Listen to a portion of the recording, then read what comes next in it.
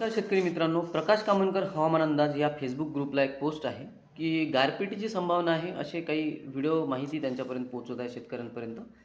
तर एक हवामान अंदाज आपण बघू, त्यात मी तुम्हाला सांगतो काय आहे ते. तर आता सध्याची परिस्थिती अशी आहे की सध्या जवळपास सोलापूर, सातारा, सांगली, पुण्याचा काही भाग इथे जबरदस्त ढगाळ वातावरण आणि हलक्या पावसाची शक्यता अशी राहील.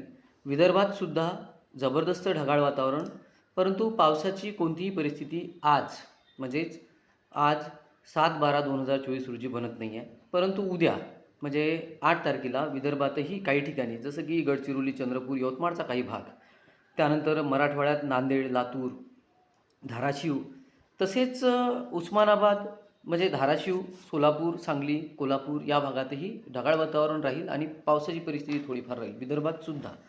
ठीक आहे.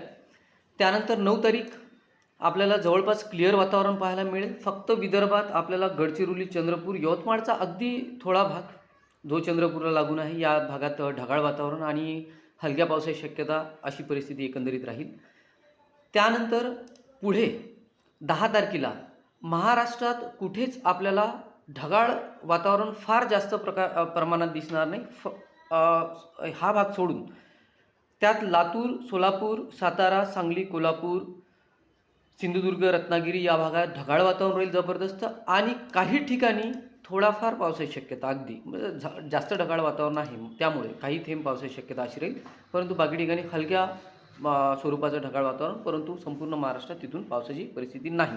आता गारपिटी संदर्भात असं आहे की आपण जेव्हा संपूर्ण मॉडेलचा अभ्यास केला तर आपल्याला ह्या दिवसात एकंदरीतच सध्या गारपिटीची शक्यता दिसत नाही.